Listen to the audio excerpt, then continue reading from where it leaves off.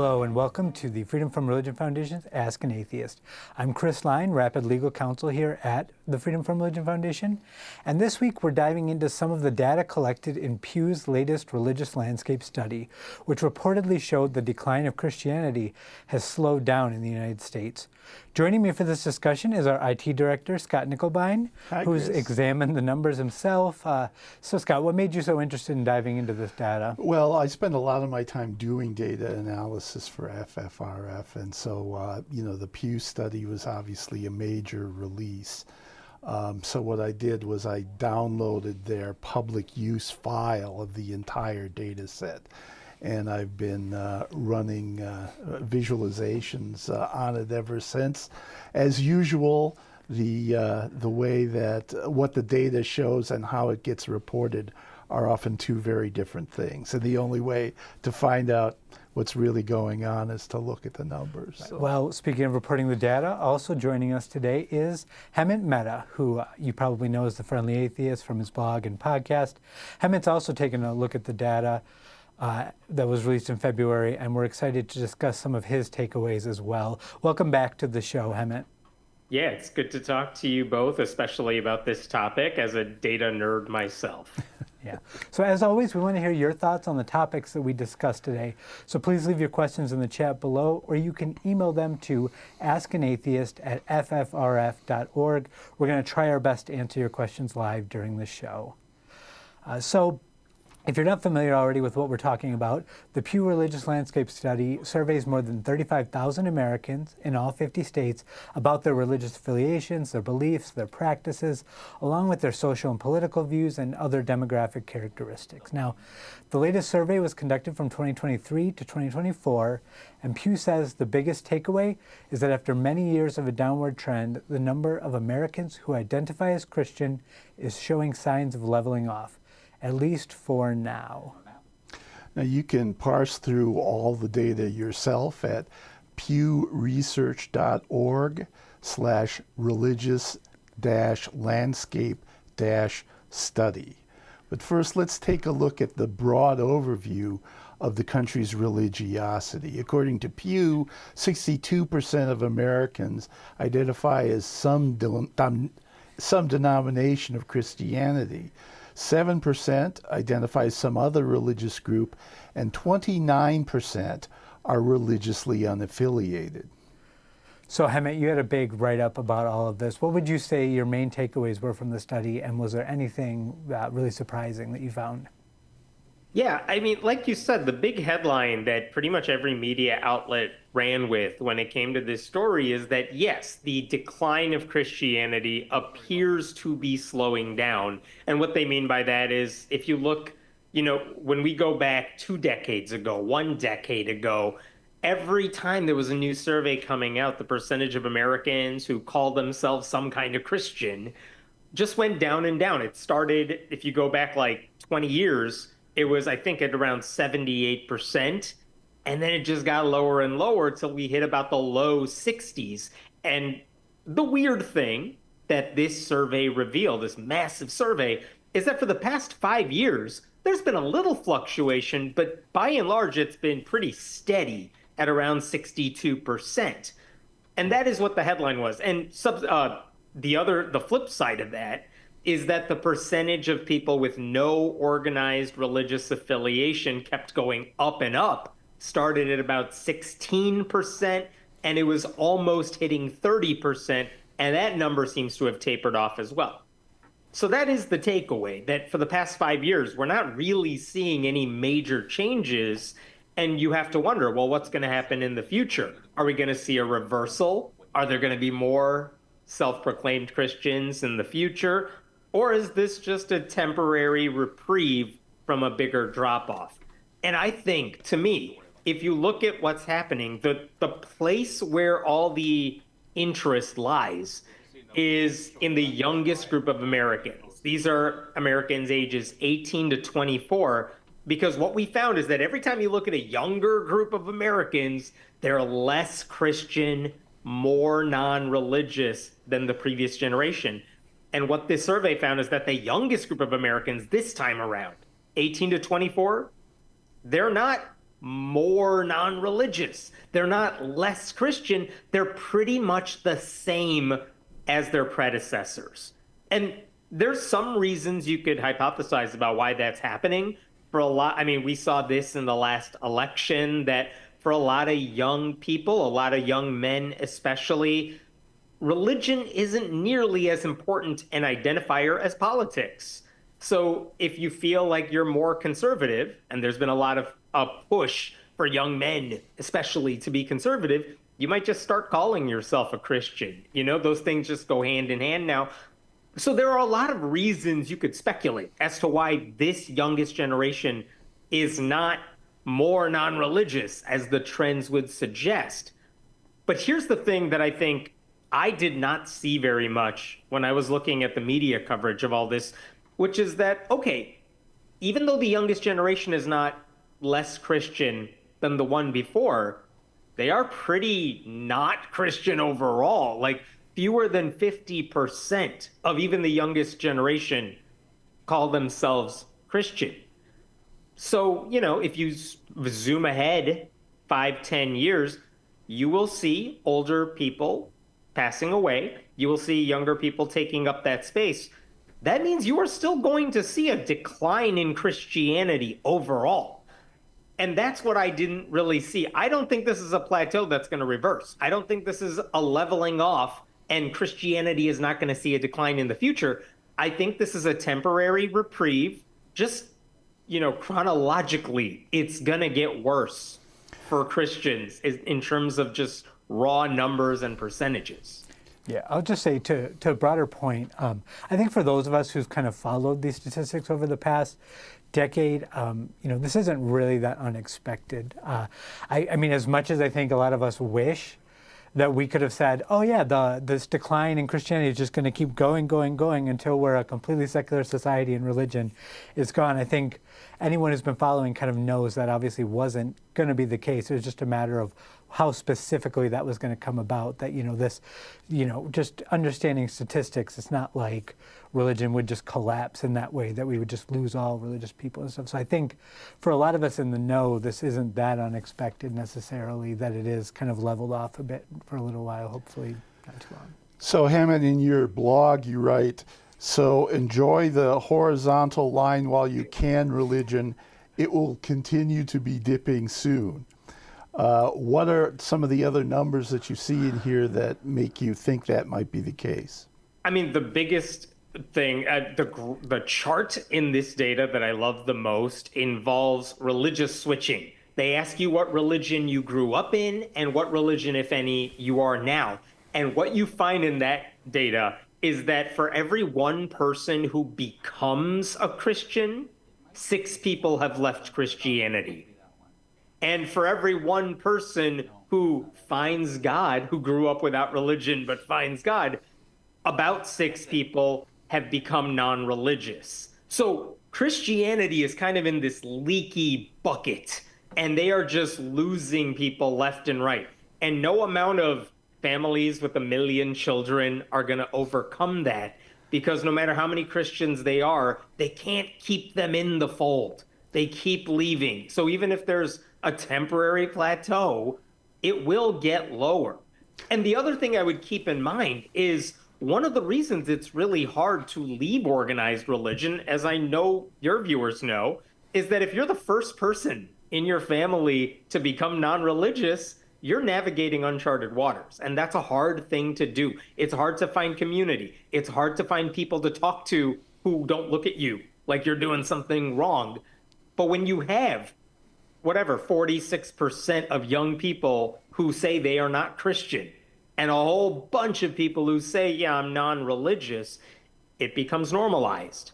And then when those people have families of their own, they might raise them without religion, and that's not a weird thing anymore. So when you start seeing more second generation, third generation people grow up where religion's just not a part of their lives, it becomes a lot easier, maybe not yet, but a few years down the line, it's going to be a lot easier for people to just say, yeah, I'm not part of any organized religion. Even if they don't quite call themselves atheists, they're functionally so. I think the news may actually be even worse than that.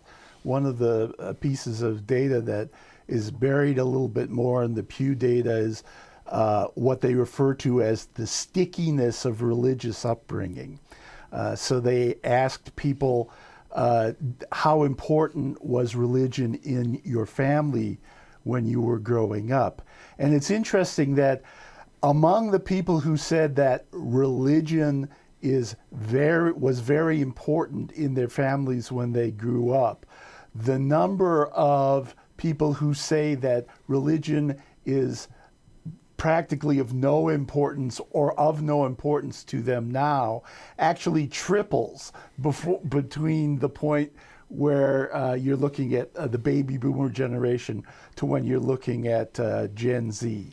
So, even when, even in these families that may be, the quiverful groups, there's less and less of a guarantee that even raising children in that kind of environment will actually produce people who grow up to be religiously affiliated in any way. That's such an important point to me, too, because the whole premise of the Quiverful movement is that if you have a whole bunch of children and you raise them in Christianity, they're going to grow up, they're going to be Christian, they're going to have big families of their own and raise them to be Christian or whatever religion you're talking about. But the facts say there is a hole in that logic, which is that not everyone stays in the fold. And again, going back to Christianity right now is a leaky bucket, and they found a way to plug up a couple of the holes, but it doesn't stay that way forever. And so it seems like no matter how many Christians you have in your family, a whole bunch of them are going to, shed their faith eventually. Yeah, so you're right. Like, it's not going to last like that forever. Yeah. And the study also distinguishes between like practices, not just like what's your affiliation, but what your practice is. And that also kind of falls into the same bucket where you can see how just practically, it makes so much more sense that someone is going to, just stop going to church, like, oh, things just got busy. Like, we wanted to go every week, but now, the kids got this going on, so we don't go. Makes much more sense that a lot of people will kind of fall out of those kind of practical habits versus the amount of people who are going to, aren't going to be going to church and are going to just start, going to church every Sunday, so there's sort of that practical aspect within the practices of religion. There's another aspect that also struck me as really interesting, which is that, and I don't want to get into politics, obviously, in some sort of partisan way, but keep in mind that right now we have a Republican Party that evangelical Christians have very much tied themselves to. And if there is a backlash to anything this administration is doing, that backlash is going to be felt by a lot of very conservative Catholic, white evangelical, Southern Baptist type of denominations where people might say, doesn't matter about Jesus, doesn't matter about God. I may not like what the administration is doing, so I no longer want to go to this church. And by the way, this works both ways. When Barack Obama was in power, you saw kind of a push toward conservative Christianity as a way to push back against the politics.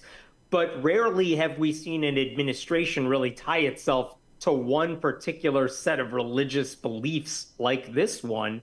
And if and when there's a backlash, it's not just going to be felt at the ballot box. You're going to see the effects, I think, in a lot of churches as well.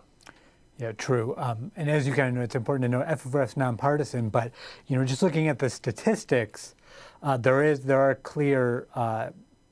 clear correlation between religion and politics for sure. Particularly among young males. Yeah. That when you look at how they align politically, with males much more so than females, they're to the right of the political spectrum. And one of the things I wanted to ask you about, in fact, was when religion becomes a political identity marker rather than an actual set of beliefs. And I think you had made the point earlier in the show that this is what may be happening. People don't worry about the alignment of of a particular set of policies with their religious beliefs, much more so than I'm conservative and therefore I am Christian. That didn't used to be so much the case even 10 years ago. But nowadays, if you're going to be conservative, you got a lot of explaining to do if you are not identified as Christian. I mean, think about this. One of the biggest selling points to go to church, to belong to one of those larger conservative denominations, is that regardless of what was happening in the world, church is where you went to get values and to raise your family with a certain set of values. And it seems, from my perspective, well, they've given up on that and latched themselves onto a particular political party and a particular set of policies. And again, if I were marketing for the church, would name your denomination that's conservative, I would argue it's probably better for your long-term interests to stick with the gospel message and the idea that, Christians are good people for this reason and that reason. And they're not winning with that argument anymore. As many pastors have said in many news articles, when they preach about the gospel message and what Jesus wanted them to do, their own congregations are rebelling in a lot of places, in a lot of states, where they're like, I don't want that wishy-washy, moderate Jesus. I want the conservative red hat wearing Jesus. Mm-hmm. And again, that may be working for them right now, but then there's an open question of how long that's going to keep working, because if these people want to go to a political rally on a Sunday morning, I don't know how successful that's going to be when many pastors will tell you the thing people want from church. It's kind of like the same thing a lot of people want from sports, which is stick to the thing you do well and don't try to morph into something you're not. And a lot of churches have given up on that. They've decided to become like arms of a political party rather than a place you go to get an unchanging, theoretically positive message. I think that one thing that has made headlines recently that is actually borne out in the Pew study is the change in religious non-alignment among Generation Z. The headlines we've been seeing is, for the first time, more females than males in that generation identify as religiously unaffiliated. In the Pew study as well, if you look at the data of the Gen Z cohort there, that certainly does stand out as well. So what do you think the long-term implications of that are going to be? I would just point out that one of the things, let me speak about, non-religiosity for a second. At one point, maybe 20 years ago, you might have seen twice as many men who were non-religious than women. Today, not only are those numbers across the board a larger proportion of men and women are non-religious because that's the way the trends have been going, but they're a lot closer than they used to be. I think if I'm looking at the numbers correctly here, 31% of men are non-religious and 27% of women are non-religious overall. I mean, relatively similar numbers. It's definitely not men are twice as likely to be non-religious as women. And the other thing to point out too is, just looking at atheism specifically, atheism is less male-dominated today than it used to be. Just looking at the raw numbers, it is less white than it used to be. You are seeing more diversity among non-religious people across America. Granted, there was only one way for us to go from where we were 20 years ago, but we are seeing that shift happen. And with younger people, again, as they start to realize, oh, my friends are mostly non-religious too, and I like my friends. That's not a weird thing. as opposed to maybe when your older viewers, myself included, were younger, where if you were an atheist, you were probably one of only a few people that way in your school, in your community. It's a lot harder to form clubs or groups or anything like that. And now, for a lot of people, that's not weird, which means, in a way, it's more inclusive. It's a lot easier to find people of color who are non-religious, a lot easier to find women who are non-religious, and that's a good thing overall.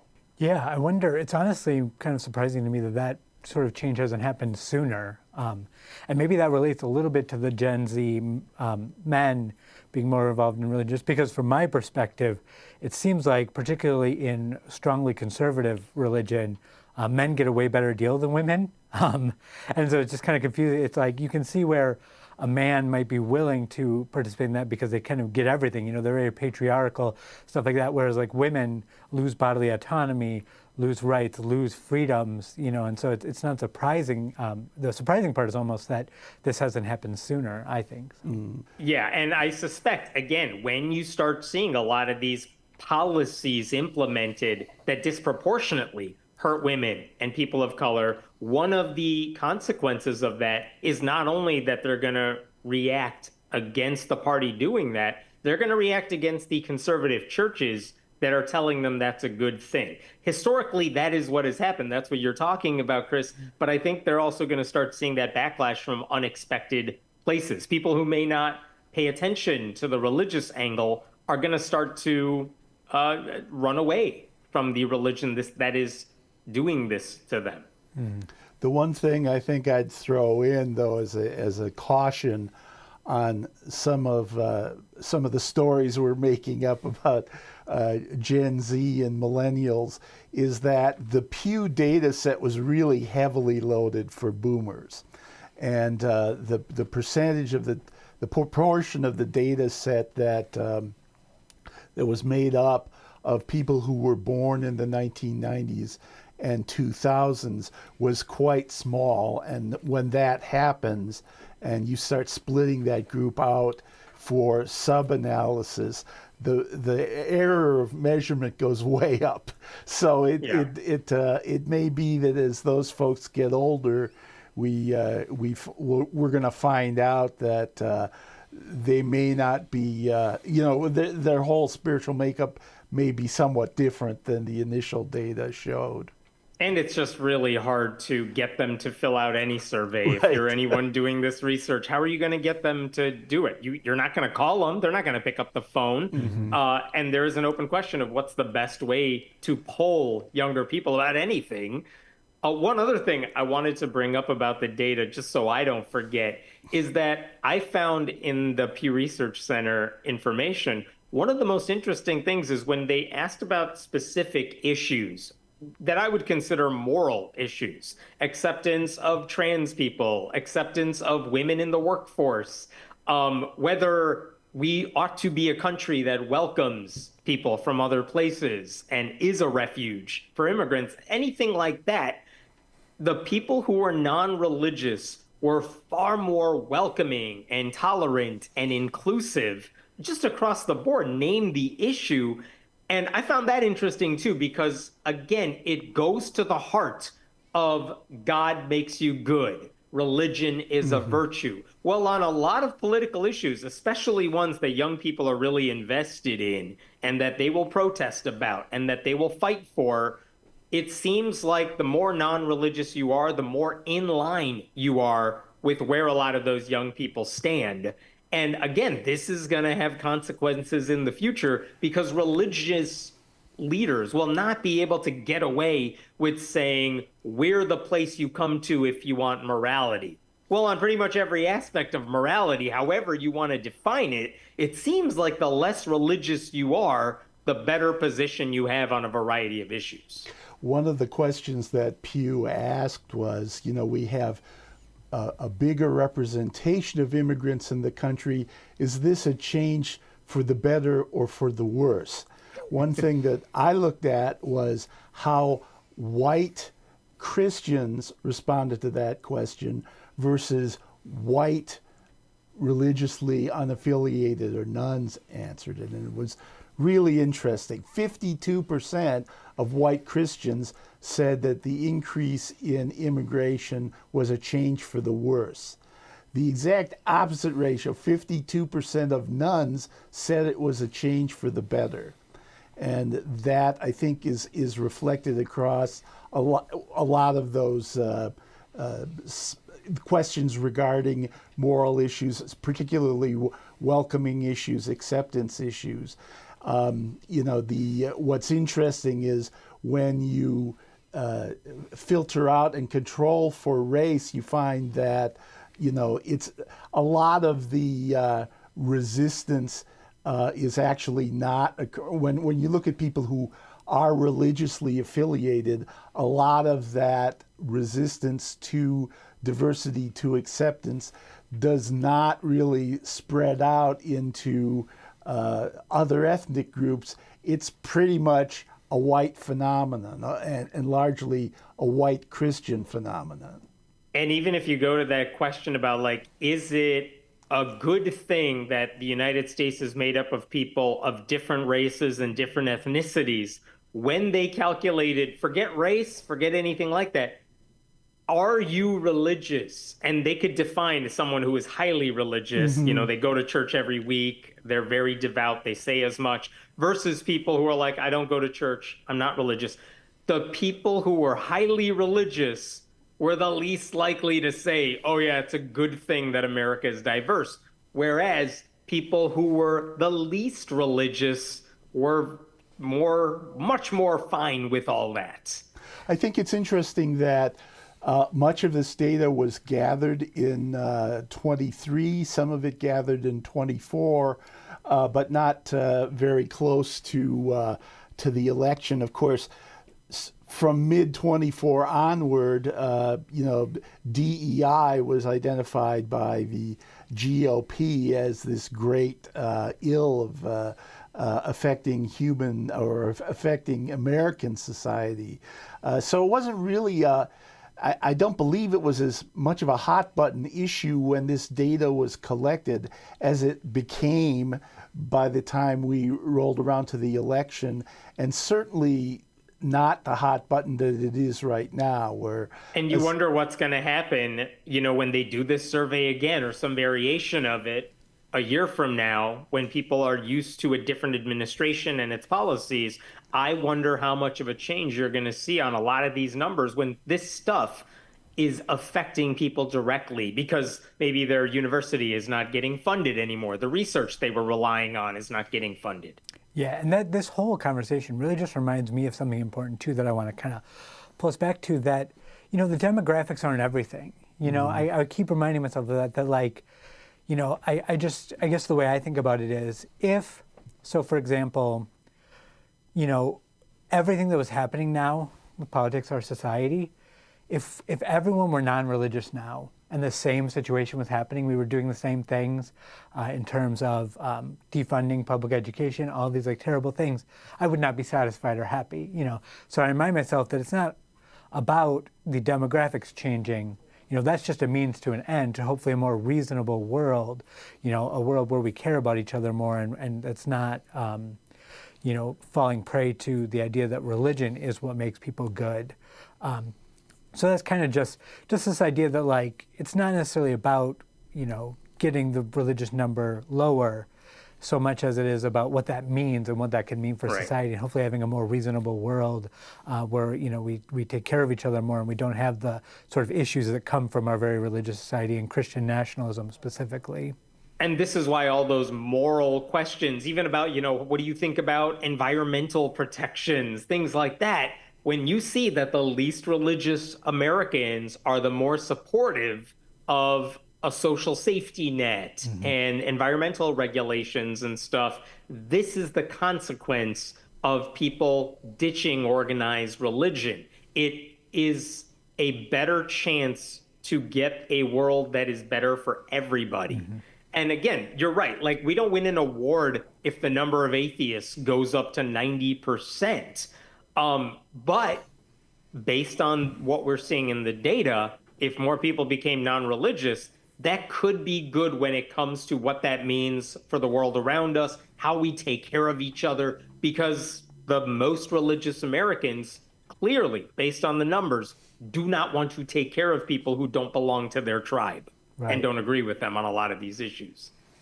Yeah, definitely. And again, the one complicating factor is sort of this fusion of religion and politics as identity markers, particularly on the right.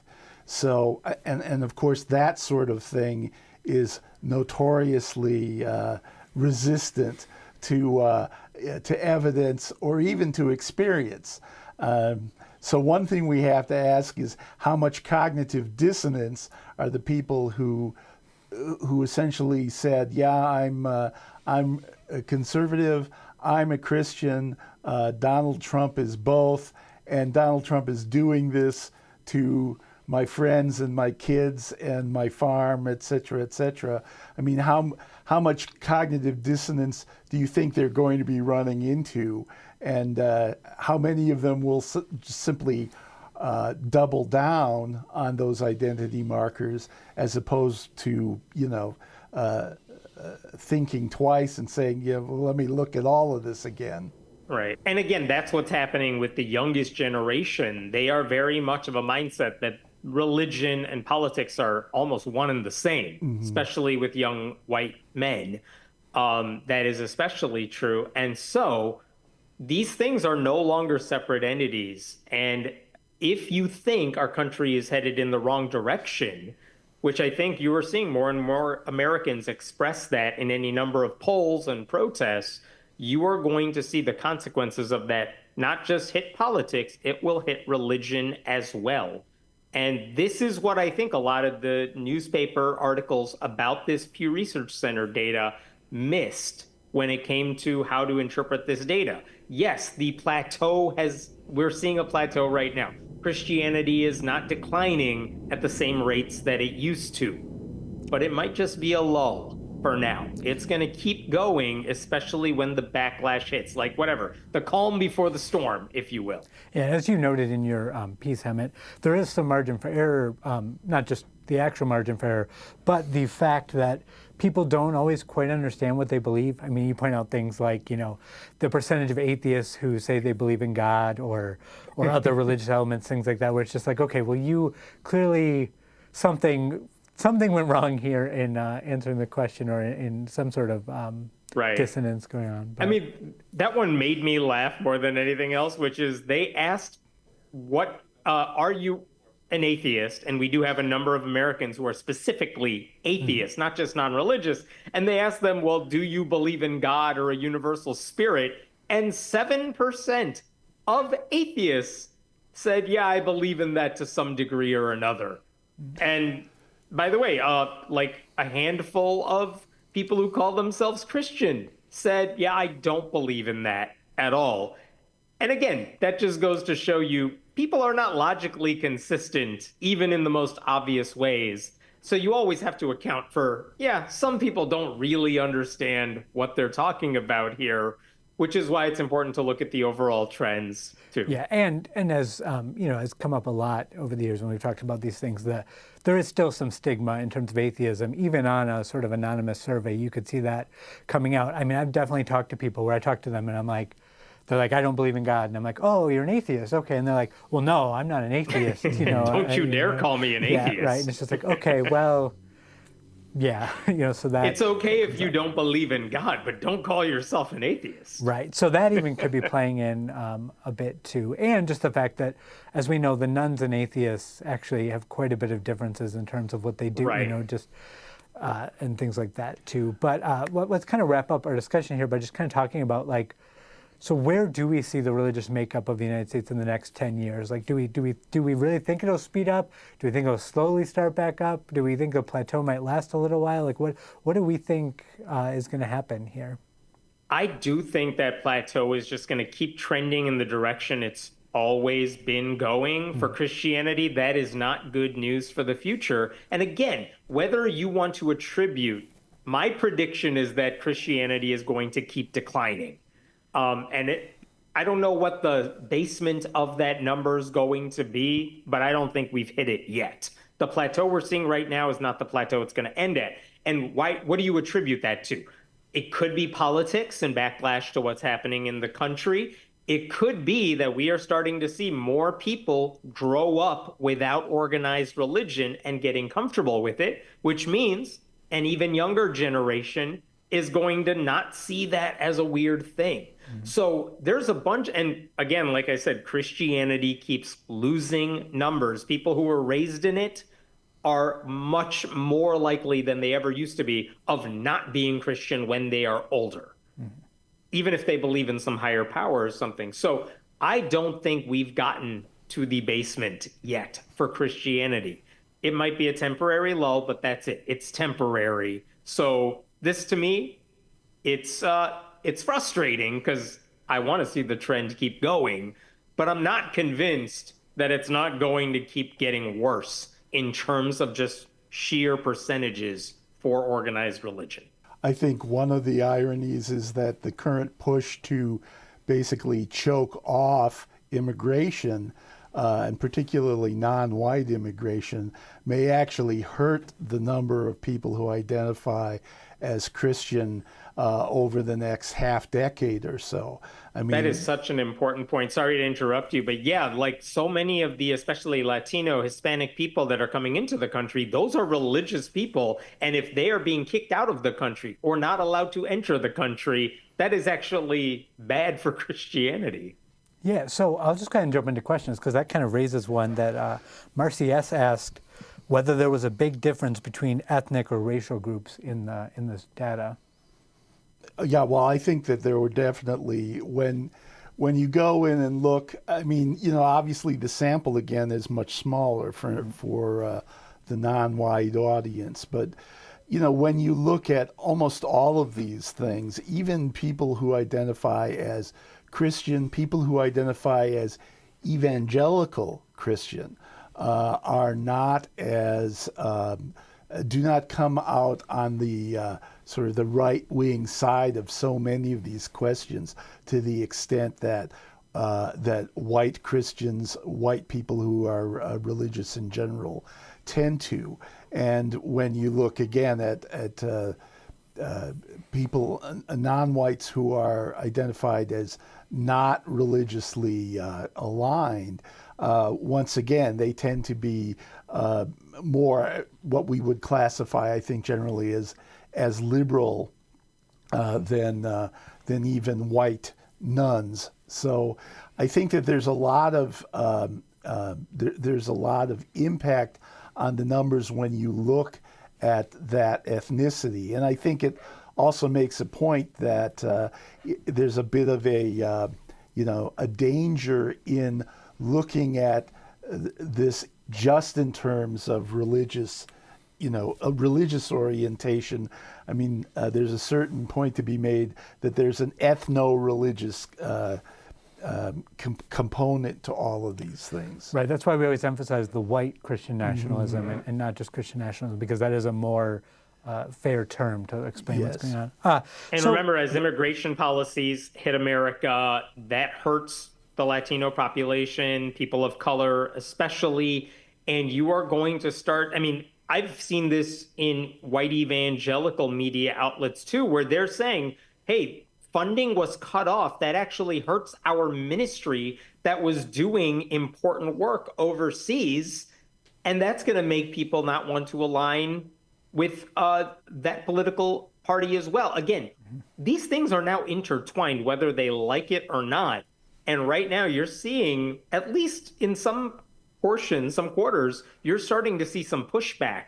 And if they're not going to, like, why would you want to be part of a church if you think I want to be part of this ministry because of the work they do to spread the gospel? And by that, they mean I want to help people who are struggling and suffering in other parts of the world. And all of a sudden, the political party that your pastor is promoting from the pulpit is actively hurting you. Not only are you going to reject those politics, you might walk away from that church as well. Yeah. So kind of related to that, but kind of not. And I don't know the data well enough to answer this, so I'll throw it to you two data guys. YouTube user Ziploc asks whether this uptick in ex-Christians returning after, is is this uptick in ex-Christians returning after a break, or is it new converts for the Christians? I'm not sure whether the data would parse it out that clearly, but maybe you guys have something. Well, I think it's an interesting question to ask. But I think that in general, the numbers that I've seen, and you tell me how you read it, Hemant, but the numbers I've seen do not indicate that these are people sort of rejoining a religious orientation.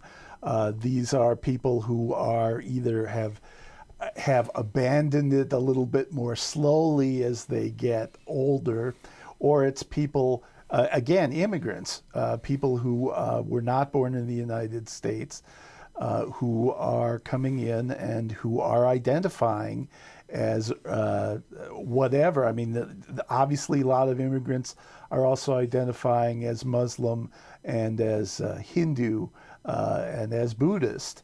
One thing that's interesting is that the number of Buddhists who identify as being white has dropped dramatically since the initial Pew study on this. So, I mean, it's basically all of that is just to indicate that this isn't so much people who became religiously unaffiliated and thought, maybe I think I'll go back. I really miss the daycare or whatever. Yeah. So much as it is people who either aren't leaving quite as quickly, or again, immigrants. I would just add to that, and I don't know if this answers the question, but I found this interesting. If you look at the oldest Americans who are 74 or older, I'm just looking at the numbers in front of me here, 89% of them said they were raised as Christians, and 76% of them, most of them, say, I am still a Christian. Let's go to the other side. Of people who are younger than 24, only 67% of them said they were raised with Christianity, but get this, only 41% still say they are Christian. It has become a lot easier for younger Americans to leave the religion their parents raised them with. And that is going to keep happening, no matter what background you are coming from. It's just become easier. Yeah. So I love this question. I don't know that we're going to have the info we need to answer, but I love thinking about this because this is important to me.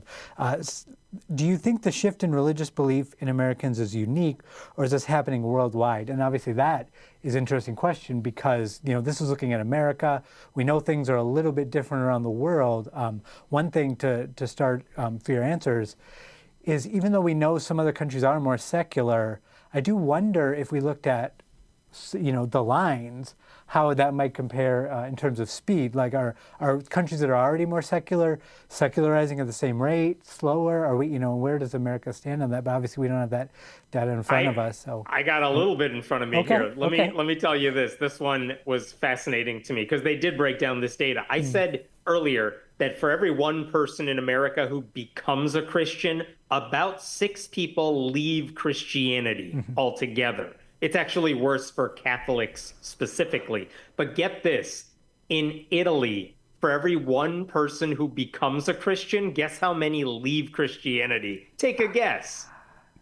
20. 28. Oh, so close. It is massive. The amount of religious switching that is going on. In Italy, it's for every one person who becomes a Christian, 28 leave in Italy, 20 leave in Germany, 16 leave in France. In the UK, it's closer to 9.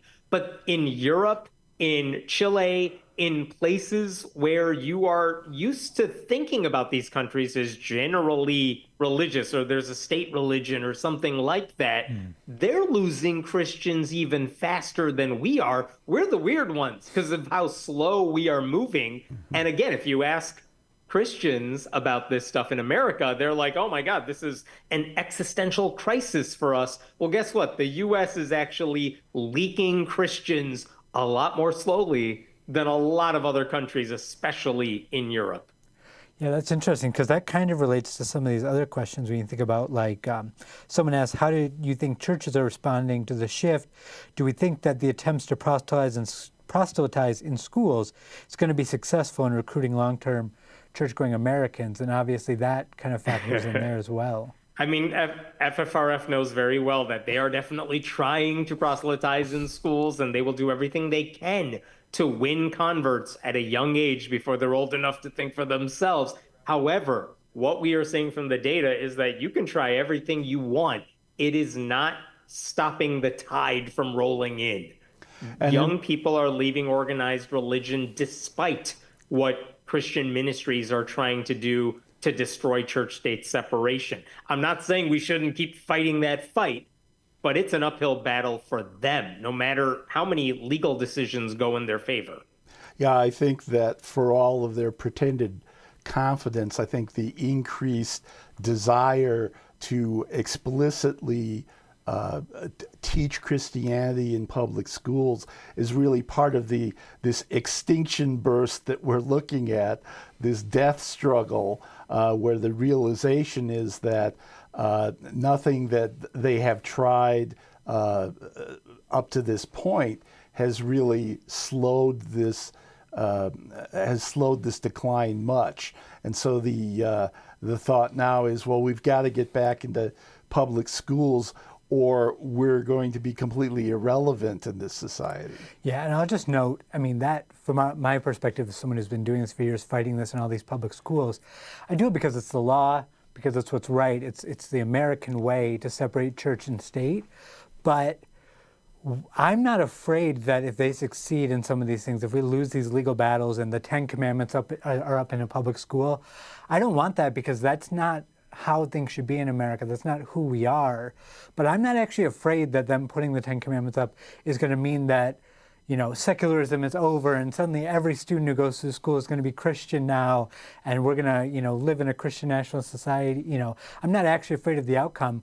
We're fighting it because that's the law, that's what we do, and that's what's American, that's what our Constitution wants, and that's not, we have religious freedom and we shouldn't have that, but I'm not actually afraid that, they're going to succeed in, stemming the tide of all this because they put the 10 Commandments up or have prayer over the intercom. In fact, it might lead to the opposite outcome for a lot of people. Right. I mean, this is something we've heard a lot of atheists joke about, which is that if you really want kids to leave Christianity, make them read the Bible.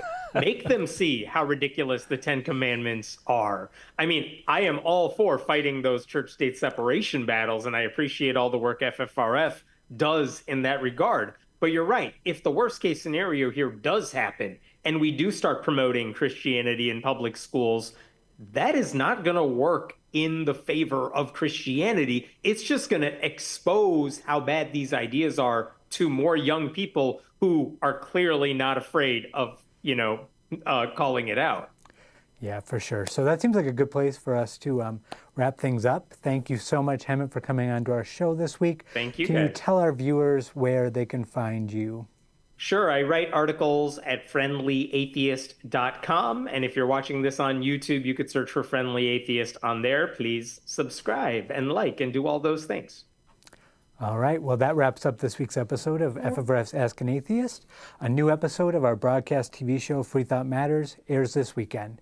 FFRF co-presidents Annie Laurie Gaylor and Dan Barker will speak with sociologist Ryan Cragen about the growing number of Americans who identify as non-religious.